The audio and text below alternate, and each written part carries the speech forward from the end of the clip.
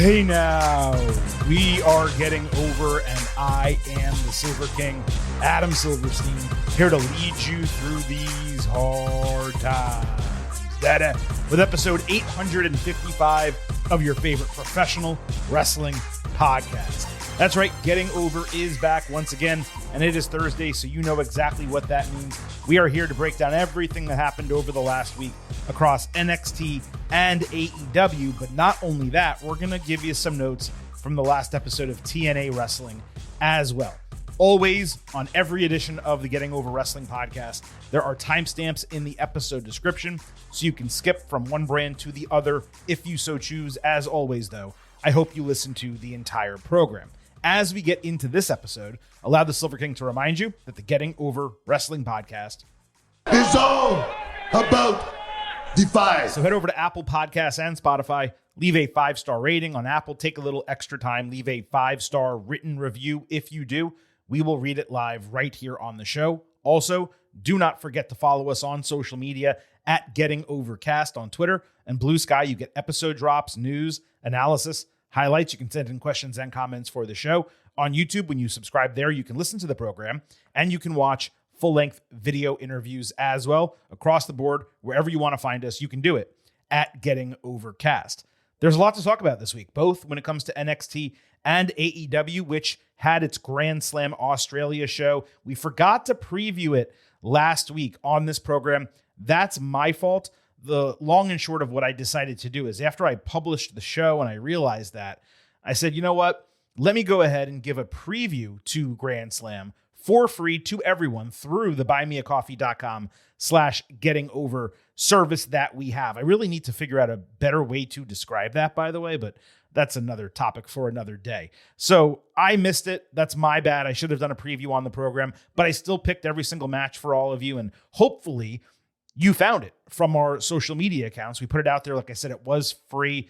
And I just wanted to make sure that we all had that preview. It was published super late at night, but it was definitely multiple hours before Grand Slam went on the air. Nevertheless, we're going to tackle the brands in this order, NXT, AEW, and TNA. That is pretty much always the case here. Like I said, there are timestamps, so you can skip around. I do hope you listen to the entire program, and there is a ton to cover. So let's get through it as quickly as we can while still being comprehensive. Starting with NXT. Joe Hendry attacked Ricky Saints in the NXT parking lot for about 5 seconds until they got pried away from one another, with Hendry soon calling Saints out to the ring. Ricky instead appeared in the crow's nest, basically calling Joe nothing more than a gimmick and a song, saying he is dragging NXT down by being a meme champion. He said the crowd can relate to him as a loser and an everyman, him of course being Hendry, whereas Ricky is good-looking, talented, top-tier wrestler and a future star. Saints mocked Hendry for being fake rather than elevating NXT before challenging him for Vengeance Day, the first mention of the show even happening. It's going to be Saturday, March 7th, but literally no other details like a location were announced. Rather mediocre segment, all things considered. Saints was promoing well as usual. He didn't have much content on which to base his attack. It was still probably among the two best promos he's cut since joining WWE. Hendry was much weaker on the mic as expected, and he had even less to say about Ricky. Despite that, the crowd was pretty hot booing Saints, who's getting over nicely as a heel. It's the right match for the show, though I don't know what exactly Saints will do if he loses. The other item to discuss here is the sudden announcement of Vengeance Day without a time or location set, missing Valentine's Day, and then running this 2 weeks later, keeping the name and suddenly announcing it out of nowhere. It makes me believe it's going to be held in the WWE Performance Center, which is a shame, but not surprising, with only 18 days to sell tickets. Now, I would love it if they at least did it at Full Sail or another War Memorial type arena in the Orlando area. But again, because they announced no location, I'm guessing it's going to be at the PC. What remains unknown is where it's going to air, because the PLE deal with Peacock is over March 1st, and WWE was trying to find a home for NXT and AAA PLEs, yet nothing has been announced to that end. So maybe they're not going to announce it until March 1st or that week with the deal expiring. I'm going to check with WWE. I wasn't able to get an answer before this show, but it's just real confusing what's happening here. And we've mentioned this before. The NXT deal on the CW, it's the best deal in professional wrestling in terms of media rights. people are going to watch these NXT PLEs. I understand they may not be able to get a ton of money for them, but I don't know. It's just shocking to me that it's been so difficult for WWE to figure out how to maximize money when it comes to NXT. Before we move on, I do want to give credit to Hendry just for understanding that as champion, the parking lot is a main character of this brand and he needs to attack people in it. Zarya wanted nothing to do with Sol Ruca backstage. She had been looking for her. Angry, of course, that Ruca stole her number one contendership opportunity. She said Sol's head is full of sand. Their friendship has been one-sided the entire time. And last week was the final straw. She's done being used and getting nothing out of it. Zarya officially ended their friendship just like that, telling Sol, go deal with JC Jang yourself, and then after that, go to hell. Zarya's passionate promo, it was on point. It was maybe the best she's spoken since joining WWE.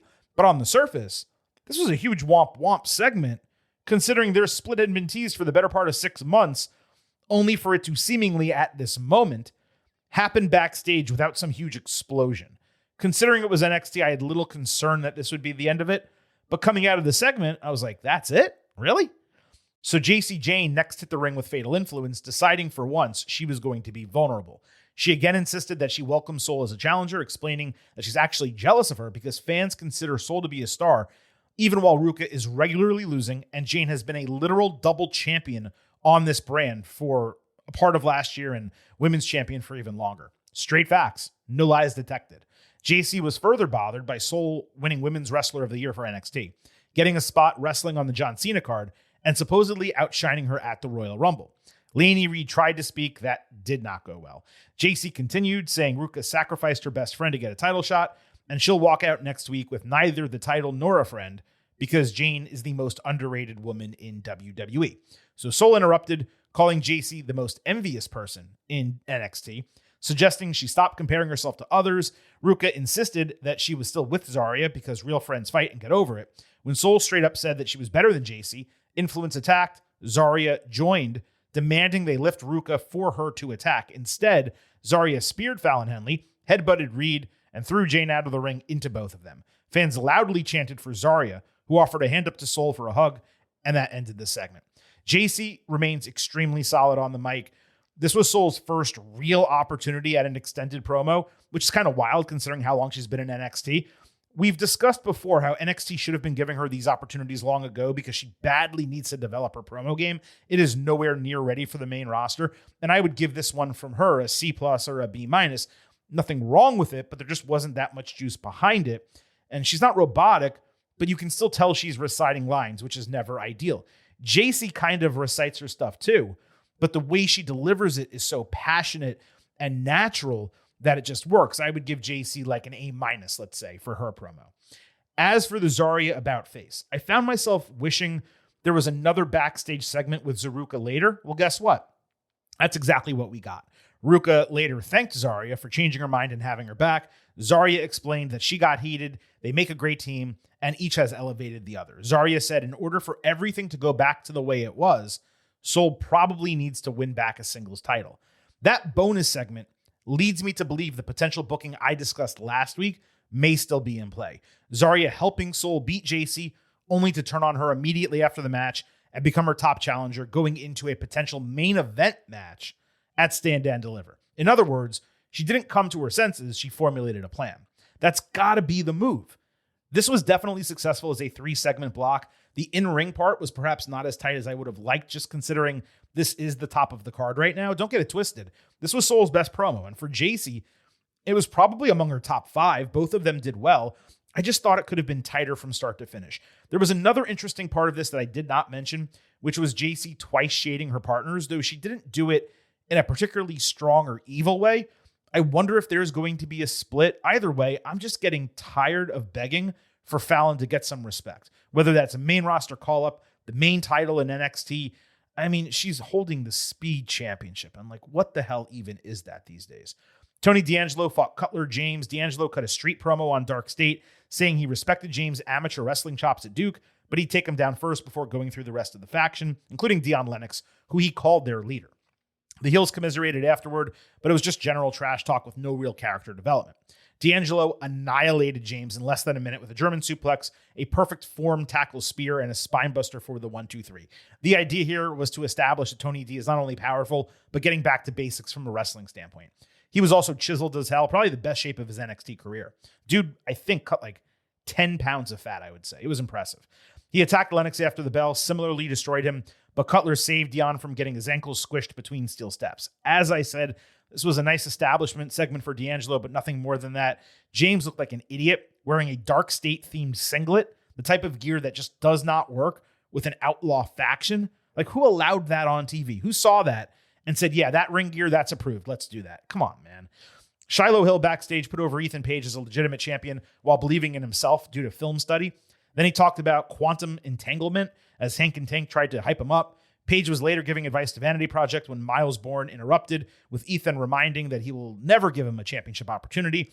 Bourne confirmed that Page would never give him a chance, smirking and then charging out of the room. Saints came through, continuing his bromance with Page, saying all 5 of them would be champions after Vengeance Day, and Page would set the record for most North American title defenses.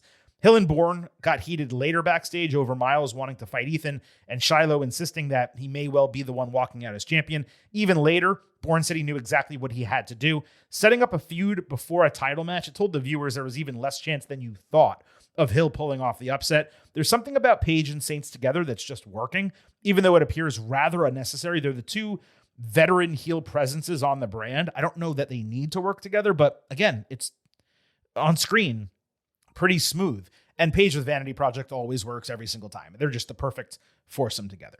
North American title, Page against Hill. This main evented. Ethan landed a pull-down power slam off the turnbuckles with Vic Joseph, saying Vanity was out there ringside concerned like their father's credit card got declined at the bar. Great call. He also had an awesome line earlier in the show, calling Booker T his award-winning broadcast partner. Nice shade there. We're not going to discuss this shit on the show. The heels pulled up the ringside mat, but Shiloh escaped Ego's edge into the exposed concrete. Page landed confidence breaker, so Hill pulled out his stupid tooth and hit his much cooler standing 540 senton. He murked Vanity one by one ringside, only to eat Twisted Grin into the concrete and another in the ring for the title retention. Match was fine. Hill is totally okay as an NXT wrestler. He's nowhere near ready to main event a show like this. It was far rougher performance-wise than we've seen from him recently. And the fact that this guy has main evented TV 2 of the last 3 weeks, it's utter insanity. The heels attacked Hill 4-on-1 after the bell, so Bourne saved and wrecked shop. Hill hit Tope Con Hero into Vanity ringside, so Bourne started beating on Page, demanding a title shot. Ethan continuously refused, so Shiloh slid a chair into the ring without being asked to do so. Miles grabbed it, wrapped it around Ethan's ankle. When Bourne was ready to jump and stomp it, Page finally relented, gave him a title match next week. And then, when Bourne was satisfied, turned his back and walked away, Page mocked him. So Bourne ran back, stomped the chair into the ankle, and held the title high as Page screamed in pain to end the show. How did Bourne hear him at a distance with fans making noise and his back turned? Think about that for a second. So at first I was like, how is an extremely basic wrestling brawl some new tactic that Miles is employing to get his way? Because that's how this started. And then the chair came in and I was like, oh, okay, I see where they're going. Except it wasn't Bourne that introduced it, but Hill. So it's not like this was Miles' plan all along or something like that. Still, it gave Bourne an edge that he did not possess before. It's nice when baby faces can show a level of viciousness and not just let things come to them. And with Page now having an injury, a title change next week seems not only possible, but perhaps likely. If Page moves back to the main event scene, great. If not, I'm not sure how to evaluate it, but the North American title, it does need to be contested among up-and-comers, not extremely experienced veterans, so that would probably be the right step. Out the Mud fought Hank and Tank, Vanity Project, and The Culling in a 4-way #1 contendership match. Lucian Price and Nico Vance did a whole meat-slapping deal together. Oh, we got 2 big meaty men bumping me tonight. Then OTM ejected Vanity with a pair of chokeslams over the top rope. It was chaotic after the break, with Vance taking some type of wheelbarrow fireman's carry slam. The faces then combined for a 4-corner, 8-man set of stereo superplexes in a contrived yet visually impressive spot. A battle royal spot followed before Spears hit C4 on Brad Baylor for a broken fall by Jackson Drake. The finish was OTM getting double tackled through the announce table by Hank and Tank. as Ricky Smokes pushed a dead-bodied Baylor off the ropes down onto Spears, who had taken a double stomp on the ring apron moments earlier for the upset victory. Perfect heel win. Great callback to how Paige won the NXT championship, considering the relationship between him and the boys. The fans were hot for them too, booing loud as hell. I love that they're getting pushed like this. Get your stocks while you can, because they are going to skyrocket sooner than later. The ceilings are incredibly high, not just for Drake, but the other two guys as well. The tag team division remains in dire straits in terms of having quality teams that you actually want to see on TV. But when they get into the ring together, the matches are usually entertaining. The tag team producer on NXT, whoever that is, if there's one person, let's say, specializing in that, they're doing a great job. As I said, a lot of fun to be had, inventive finish. But do I care about the other three teams in this match, aside from Vanity Project? No, I just don't. Lennox backstage put over James for saving him when the rest of Dark State came through, promising to dominate Vanity next week. I didn't even really consider that. It's going to be a heel-on-heel title match. That's interesting. Saquon Sugars completely dominated this segment from a charisma standpoint, though again, there was no character or group development, so it's mostly just advancing storyline. Lola Vice fought Kalani Jordan. Lonnie almost got her hand clap timed with her entrance music this week. Much, much closer. Lola sold her braced right hand all match, particularly when she used it. Jordan drove a knee into Vice's head up against the steel steps, then removed the brace and slammed her hand into those steps. Lola used her educated feet before sending Booker T into histrionics with some exaggerated hip attacks. She continued dominating with a seated senton off the ring apron, but Lonnie dodged Lola as she attempted a back fist, which slammed into the base of the crow's nest and actually broke it. Jordan then totally missed a 450 that was supposed to be countered into a triangle choke anyway. She broke it by stomping Vice's hand before crushing it between her thigh and calf in a submission for the tap-out victory. It should have been me. It should have been me. The spot into the crow's nest was dumb when that is overused and there are other objects, the ring post, the barricade, the announce table, all of them were right there. Hell, Lola even doing the move with an exposed injured hand was pretty freaking stupid. Lonnie did not have her best match by any means, sloppy in multiple parts, including the finish, and she didn't sell that well for Lola, who was booked to dominate offensively, so you wanted Lonnie bumping around the whole time. Vice was pretty strong for the most part, so it was disappointing that this match did not exactly live up to expectation. That's not to suggest it was bad, I just thought it was going to be better.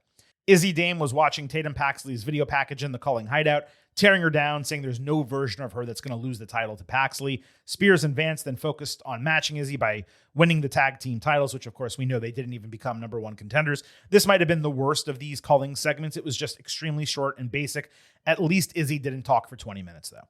Uriah Connors backstage told Charlie Dempsey he feels like they should be further along because it's in their blood, this business. He reminded about them rolling around in the ring together as kids and being cut from the same cloth, saying what Lexis King is saying to them makes a lot of sense. The rest of the technically unnamed Birthright faction came through with Ariana Grace holding her new TNA Knockouts championship. King told Connors he'd need to prove himself against Kel Dixon next week, but Uriah pointed out that Stax hasn't proven anything, especially considering he lost the TNA International title. Stax agreed with him, but said he married into it. Drip, drip, drip. I'm never a huge fan of someone having to prove themselves to a faction they are recruited into. If you want to join and they don't want you, okay, go prove yourself. But if they're recruiting you, then you should just be in. I guess it plays into like a fraternity style setup where you get recruited, but then you still have to prove that you're a brother to a degree. So maybe that's what they're trying to do. Connors badly needs to change his name, first name at least. Uriah is not something that is going to work long-term. And I apologize if anyone is listening to this podcast and you happen to be named Uriah. I'm not shitting on your name. I'm shitting it on as a name for a wrestler. But the Birthright faction remains interesting. And now we wait to see whether Dempsey joins and potentially Connor's brother, David Finlay, too. You know, I don't exactly know how this is going to transpire and also what they're going to be at the end of the day. Robert Stone was meeting with Fallon backstage about her speed title when Blake Monroe came in to introduce herself, only to learn that Jada Parker has been suspended for putting hands on a WWE official. Stone further explained that Parker is out with a neck injury, which he's thinking might have been purposeful. Then he put Monroe in the speed tournament against Thea Hale in a first-round match. What? Now, beyond the fact that the speed title is below Henley, the champion, and it's astonishing that she's been saddled with this when she should be at the top of the card or on the main roster. Why in the blue hell are you involving someone of Monroe's stature in this bullshit. It's asinine. If Parker is legitimately injured, which who knows, just start a fresh feud for Blake with another babyface. Putting her in the speed tournament is so flummoxing that I literally rewound this segment to ensure I heard it right. I don't care if they do something with Monroe Hale in the match. No matter what, this boggles the mind. Why is Monroe even fighting Hale when you took her away from getting that rematch and then winning the title? It doesn't make any sense. Plus, how is Parker simultaneously suspended and injured? Now, I know she took that, was supposed to be a suplex turned into a DDT during the commercial break last week. We pointed that out, and I presume that she hurt her neck on that. But you don't need both when you're explaining why someone's away from the screen. So either she's injured, which okay, or you're suspending her for attacking all the other dudes, which okay, totally fine. Maybe Stone messed it up. I don't know. But this segment, beyond the fact that of the logistics between Parker injured and suspended, inserting Blake into the speed tournament, I don't have words for it. Come on, Oos. It's a joke, right? It's a joke, Oos. You ribbing me? I don't get it. I'm sorry. I don't get it. Ilio LaFleur and Eli Knight fought to a time limit draw, with LaFleur landing a butterfly full release avalanche German suplex with time expiring. This was in a speed match, obviously, for the number one contendership. Stone came out saying a tie in the final would normally result in Jasper Troy just retaining and them starting a new tournament. But instead, since they were so impressive, Stone was making the first ever triple threat speed match with a 7-minute time limit instead of 5 minutes. Lord Almighty, please, for the love of all that is holy, end WWE speed. Put it in the ground, bury it 6 feet deep. Put me out of my misery having to watch this shit. The booking theoretically was fine. The concept sucks. And if you're doing a 7-minute match, it's not speed any longer. 5, I understood, it's a championship. You add 2 more minutes. Okay, kayfabe-wise, it makes sense. If you're doing a 7-minute match, it's not speed. Get rid of this title. Get rid of the women's title. If you want to turn the men's into a cruiserweight championship of some kind, fine. Like, you don't have the Heritage Cup anymore. I don't believe they need a third men's title on the brand from a singles perspective. But if you want one, then okay, do something with it and run 5 to 7 minute matches and have it be speed-esque. But this concept sucks. There's a reason why, I presume, Twitter and or WWE stopped doing it in that partnership. If they're trying to sell it to somewhere else, clearly no one's biting. And all you're doing is making your on-air product worse by featuring these stupid titles. And I mean, Fallon Henley being a champion, a speed champion, I can't even, I don't have words. It's so bad I don't have words. Jasper Troy being a speed champion, it's stupid because he's a big man and this is a match about speed. But okay, he's dominant. I can at least buy it. And he's such a neophyte that it doesn't hurt him at all to hold it. But he's gaining nothing by being the speed champion. Like, no one gives a shit. Get rid of this thing, man. Keanu Carver got a video package showing him walking around the streets of Washington, D.C., saying it was grimy, which is why he played football, so he could hit people and not get in trouble for it. Carver remembered getting kicked off the team when a coach who tried to coach him angered him because he can't be controlled. The whole explanation of being a badass because he didn't want to be coached in a team sport, as a sports fan, that's kind of ridiculous. Carver spoke well. He looked great in the package, but they really should have come up with a better and deeper backstory than, I wanted to get off the streets, so I played football, but I couldn't handle football because people were telling me what to do who are my authority figures. Like, we already knew that you don't do well with authority. They showed us the clips from LFG. We've seen you interact with authority figures backstage and slam Shawn Michaels' door. This didn't advance him. The goal of video packages and vignettes is to advance characters. This didn't do that. This was a step down from last week's NXT, still better than 2 weeks ago. This show is just going to be inconsistent for a while until these divisions are reestablished. It's a far cry from what it was when, I don't know what we call this version of NXT, black and silver, let's say. It peaked in 2025. I don't think NXT is going to coalesce even by WrestleMania weekend. It looks like it's going to take months to figure this out. Maybe at some point in the summer, around SummerSlam, they can figure out the divisions and get everything aligned. But as of right now, this has devolved to a degree into a developmental show. So, people always talk, well, is it a third brand? Is it developmental? How can WWE claim it's developmental when they have veterans on it? There were always veterans on NXT back in the day. That was the point, to use the veterans to help develop the younger talent. But to me, there's no question what zone this show takes right now. And I got to tell you, the fact that the ratings are remaining consistent and people are still watching in droves, it's telling you that they like the product, and that's positive. But again, there's a lot of work for them to do. They took a ton of male talent off this show in a division that was already super weak, and they're trying to build it back up. But they don't have right now an Obafemi, a Trick Williams, a Javon Evans. Like, those people, as far as I can see from the men's division, they don't exist. I think Saquon Sugars could be that because he has so much freaking charisma, but he's stuck in Dark State, and that's not helping matters. So that was NXT this week. Before we move on with the show, Silver King does need to remind you that here at Getting Over, I happen to love the number 5. and I hope you do as well. $5 a month, $50 for the entire year. You can become an official Getting Overhead. Just visit buymeacoffee.com/gettingover. Sign up. You'll get bonus audio, the fastest 5 minutes in professional wrestling, instant reactions to every major show, and exclusive news analysis posts every week. Support us as we continue to support you with free performance-enhancing audio. Sign up. Help us pay our bills. buymeacoffee.com/gettingover.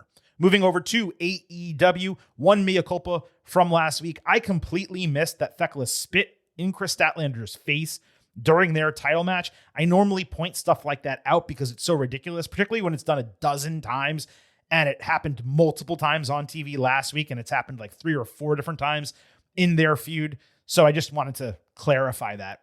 One other note, I usually do our AEW weekly breakdowns by feud or division, and we're still going to do that in some form on today's show. But the first items we're going to discuss are all feuds that happened on Grand Slam and the fallout from those. And then unrelated items from Dynamite will be done afterwards. So you're going to hear the breakdown, for example, of Swerve Strickland and Kenny Omega later in this segment rather than near the front of it, which is normally where it would be. One other note on this Grand Slam Australia show. Don Callis being on commentary every other match was so grating. AEW commentary is a legitimate issue that no one talks about. From play-by-play to color commentary, I mean, not having Taz on these shows, it just really exposes how poor they are situationally, putting these rosters or whatever, these teams together to call these shows. It's completely different from Dynamite to Collision, and both of them are bad. I just wanted to put that out there. Amazingly, despite Collision being the special Grand Slam Australia show, and it only including relevant matches, so credit to that, only 7 of 12 AEW bouts this week were truly storyline relevant with actual build. That's 58%, which is better than average. But again, considering the B show was booked so well, it's crazy they didn't even approach like 80% or something like that this week. Let's get into it. On Grand Slam, the AEW title was on the line. MJF retained over Brody King in the main event. Bandito had to motivate King not to tap out in a sleeper from a much more diminutive guy. Then he had to instruct him to bring MJF into the ring to avoid a countout, almost like Brody is an absolute moron or something like that. MJF pulled out the Dynamite Diamond ring, which was supposed to be something exchanged between the winner every year, but I guess he kept his, even though Bandito also holds one now. They repeated the choke spot over the ropes, where MJF again passed out immediately. King had a gonzo bomb for a false finish. And then MJF did, I guess, an inverted Styles Clash, basically a tombstone, but falling forward instead of driving the person into the canvas. And he did that on the apron. Then he added Heatseeker for the clean 1-2-3 to retain the title. I'm not sure what it was about this match. I really wanted to like it. It just didn't work for me. MJF probably should have worked dirtier, and it felt like it ended right as it was getting hot, despite it going for 22 minutes. So I went 3.25 stars and a B, just very surprised by this. On Dynamite, a post-match promo from Brody aired with King saying he got a taste for gold now, and he'll be looking for a fight against someone big and bad next week on Dynamite. Fans chanted F-Ice for about, say, 5 seconds while this aired. On Grand Slam, Hangman Page beat Andrade El Idolo in a number 1 contendership match. Page flipped out of a German suplex, landing a rolling lariat. Andrade did 3 amigos and a double moonsault before Page caught a tornillo ringside for a fall-away slam into the barricade. Hangman oddly stopped himself cold, trying a buckshot lariat, eating a back elbow before hitting Deadeye. Callis distracted, which only allowed Page to stop and basically reverse a low blow, hitting a buckshot lariat to win. Such a disappointing finish to what was on its way to being an excellent match. Callis really drags everything down. I'd much rather have seen Andrade make a mistake and take a bad bump, allowing Hangman to capitalize, rather than the babyface low-blowing the guy and emerging victorious so suddenly. It was really a downer. Hangman winning on its own was an eye roll, when Andrade is the talent that had momentum seriously behind him right now. I went 3.75 stars and a B, but if you were at an A-, that's okay. There was someone in the crowd with an escape from Paul Catras sign during this match, and I got to thinking, Andrade didn't ask for his release. He got fired. Tommaso Ciampa and Ricochet, their contracts expired. Does that fan not realize AEW is like the most recent and regular organization holding wrestlers from moving on with their careers? On Dynamite, AEW aired a Hangman promo supposedly taped between his match and the title match on Saturday, but they aired it 4 days later, which did not make a shred of sense. He said nothing other than that he planned to end MJF if he retained. So those guys both opened hour 2 of Dynamite with a face-to-face. MJF said he wasn't there to sell tickets. He hates literally everything about Page, including his white knight, holier-than-thou bullshit. Thank you! And that Hangman has beaten him twice. That bothers him. He said Page is a lucky shot, but he's out of bullets, and MJF will end the myth of cowboy shit at Revolution, which is apparently on MJF's birthday. A- promo for Max. Nice storytelling and framing. Hangman immediately started screaming in his face and saying shit because that's the only way he knows how to show passion. How anyone can legitimately believe this guy is a top-tier promo, let alone the best promo in 2025, I have no earthly idea. I could never explain that opinion. Anyway, Page said he hates MJF more, not because of all the reasons that he's a piece of shit, but because they similarly want to be loved and want what's best for AEW. Okay. I was shocked the line wasn't dropped here. Then he said their rivalry requires something more than a regular match. And he dropped this line that was so malformed, I had to quote it. So, quote, "Why don't you think about a stipulation? Think about it. Pitch it. Let me hear, because I have always known what this match should be. And once we decide, we should let them decide, being the fans, what this match is going to be." So to translate, he's telling MJF to pitch him a stipulation that Hangman already knows. And then after they decide on the stipulation together, the fans should decide the stipulation. That's what he said. So MJF looks around. He hears, 5, maybe 10 people chant Texas Death briefly. And he says the only match that they will have is a standard one. Page called him a coward and upped the ante, saying if he agrees to this, not defining what this means, so let's presume Texas Death, even though that was never specified by Page. If he agrees to this, that Page will never challenge for the AEW title again as long as he lives if he loses to MJF. He screamed this at the top of his lungs, showing zero character or hesitation or anything. MJF said, "Hangman, you have a deal, but I need a week to think over the stipulation." So is it not Texas Death? Then Hangman says he already knows Texas Death. Then Excalibur says, "What will the caveat be?" And then a graphic was published that shows next week MJF and Hangman will decide the stipulation. You just spent 15 minutes saying Texas Death 3 times with Hangman laying out his Cody-style stipulation to convince Max to do that match. I cannot be the only one utterly confused by this segment, and I cannot be the only one rolling his eyes at the idea of another Hangman redemption arc coming on the back of another brash decision and another MJF Hangman feud. Beyond that, assuming Page's stipulation is used, it was an idiotic thing for him to suggest. Dude, you already have a title match. You're not trying to convince MJF to give you another one. Should you lose, you've shown an inability to get other number one contenderships. None of this is to mention that Page has already wrestled 6 Texas Death matches. 6! Including 2 last year in 2025, involving the title change at All In as well. Can you imagine WWE having one wrestler do 3 Hell in a Cell matches in 14 months? Now, I suppose next week they could come out and kill both of these stipulations and say, let's just do a dog collar match and Page never challenges MJF again. if he loses the title match. So it's not as drastic and everyone moves on.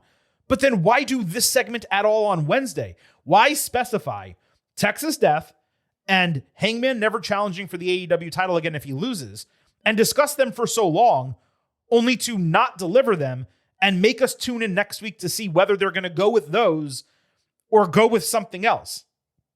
It can't just be me thinking like this. In Grand Slam, the Continental title was on the line. Jon Moxley and Konosuke Takeshita fought to a time limit draw, which really I should have seen coming when projecting the finish. I forgot this was like a time limit, match in terms of the rules. Takeshita landed a beautiful blue thunderbomb before getting caught with a cutter. Mox hit 2 stomps, one on the ring apron at the 5-minute warning. He no-sold a couple suplexes before eating a pump knee. Mox came back with Death Rider for a false finish before they held hands and headbutted each other for 30 seconds, and then got a 30-second reinvigoration until the bell rang. The draw got booed as usual, but I gotta say, the concept of a draw at the end of a well-wrestled match, it's not something I would boo as a fan. It's a legitimate result, just like a win or a loss. And I wish fans treated it that way, especially after a great bout. You just cheer. Hey, you guys both did well. You know what I mean? And this was indeed a great bout. 4 stars A-. A few too many rest holds and delays between the hot spots. They did a brief post-match deal where Mox swung at Takeshita for no reason, only to take raging fire with the challenger standing tall, presumably setting up a rematch. Is Mox a babyface or a heel? Because we know the Don Callis family are heels.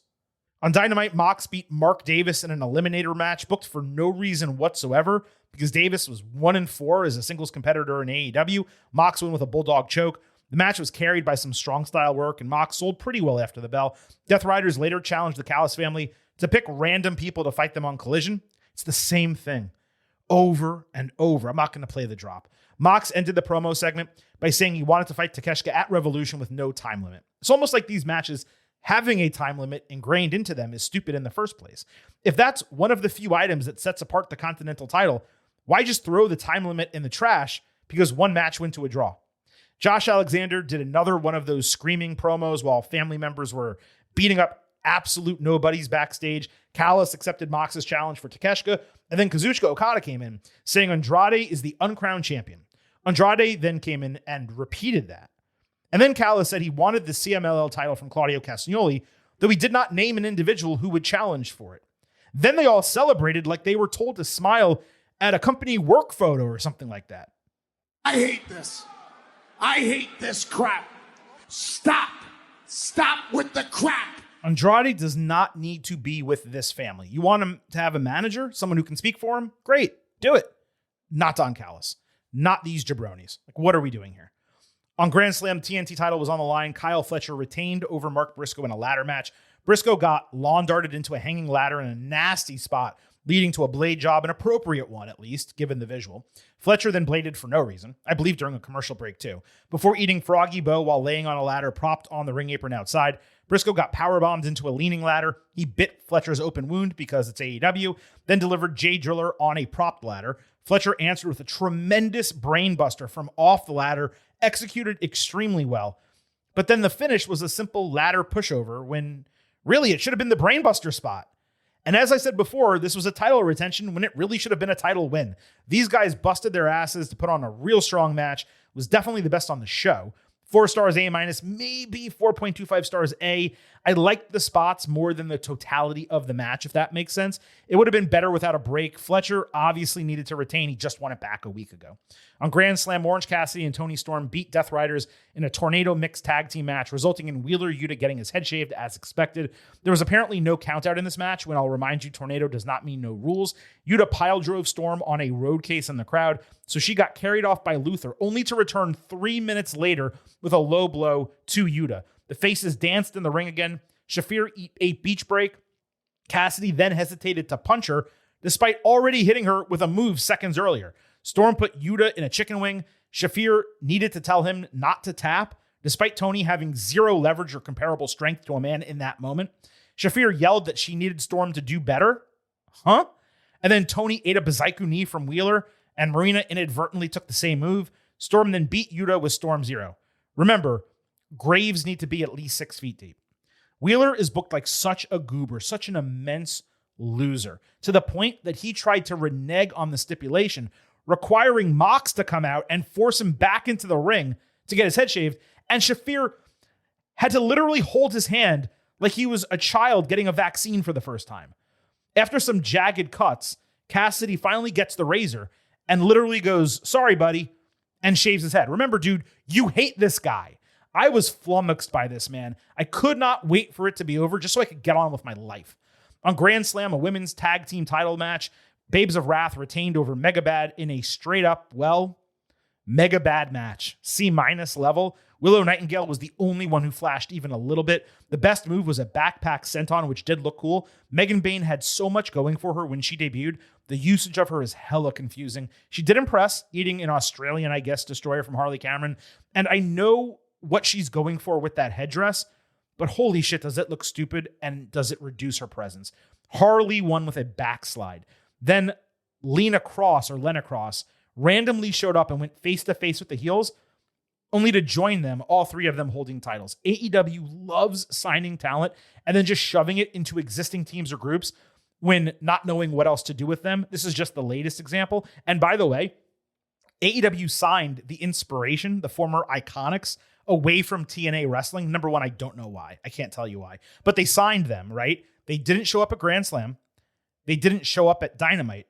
They debuted during a house show in Australia. And I could be wrong because I fast forward through the commercials on Dynamite and I occasionally miss like a segment coming out of them. I don't even think they showed a clip of it on Wednesday night. On Dynamite, the TBS title was on the line. Willow retained in a 4-way over Shafir, Bane, and Mina Shirakawa. Do I even need to say who she pinned? You know who she pinned. There was no reason for this match with these competitors happening other than Bane because she had already been feuding with the faces in the tag team division. Shirakawa even being in this match was nonsensical, considering how much she's lost and looked like a doofus over the last few months. Bane lost 2 title matches in 4 days, and I believe she's now 0-4 in AEW, despite towering over the division. Shafir, okay, she's been giving some shine of late, but I'm super glad she didn't win. That would have been awful. Nightingale does not need both of these straps, and it is absurd that she's still holding 2 titles, neither of them being the main women's title. As far as the match itself, Bane took an absolutely disgusting avalanche German suplex onto the front side of her head and neck. I thought she hit her chin and her head was going to snap backwards. She is so lucky to not have suffered a serious neck injury. It's crazy how often spots like that happen in this company. Making this booking even worse, by the way, is that Willow only pinned Mina by catching her in a combination. She couldn't even decisively beat a woman who loses to everyone. On a positive tip, Willow did have 3 successful title defenses in a 5-day span. That does make her look strong. On Dynamite, Cassidy and Tomohiro Ishii beat Gabe Kidd and Clark Connors, who are using the Bullet Club War Dogs name. The match was booked for no reason whatsoever. Ishii was a fill-in due to travel issues from someone else, which would have been fine if there was a reason for the match happening. Ishii and Gabe Kidd got into a slap fight that Tony Schiavone told us was tremendous. Darby Allin obviously interfered late, hitting Kidd with a skateboard, but even so, it was absurd to debut these War Dogs and have them lose right away when Ishii has been one of the most prolific pin eaters in AEW. Why not let them get the win, attack afterward, have Darby come out with the skateboard, take them both out, and stand tall in the ring? This instead was the exact same booking as last week, him interfering out of the crowd and the person losing the match. Ishii, by the way, may have torn his hamstring here, unfortunately. On Grand Slam, there was a back-and-forth promo between Thekla and Chris Statlander taped after the title change Wednesday. Neither of them said anything of importance, and Stat remains rough on promos, but she had blood straight dripping from her head the entire time she was talking. And I just kept thinking to myself, like, why does AEW insist on this? I was shocked she didn't lick her own blood, honestly. Over on Dynamite, Stat showed up with a returning Thunder Rosa who got 0 reaction. And when I say 0, I mean 0, despite being out for 7 months. Stat was focused on revenge. Rosa wanted to fight Thekla immediately, despite, again, being gone 7 months and losing 3 straight singles matches before that departure.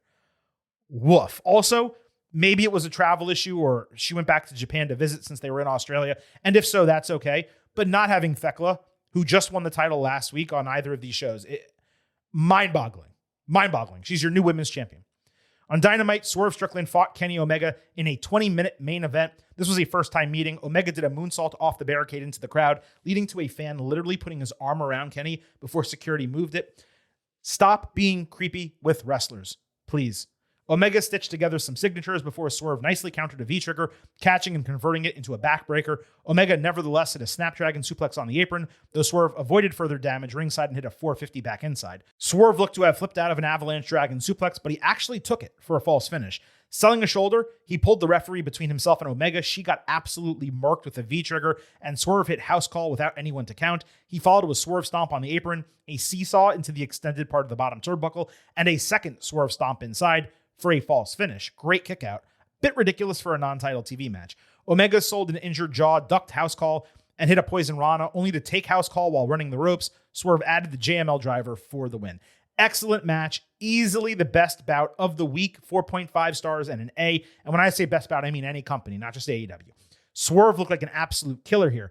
And I ultimately understood why they delayed the finish. It set him off to a different level, basically moving him from face, who never actually turned face, back to heel. While Omega didn't exactly get an excused loss because Swerve didn't cheat outside of pulling the referee between them, he was at least given reasoning for his L, and that's okay.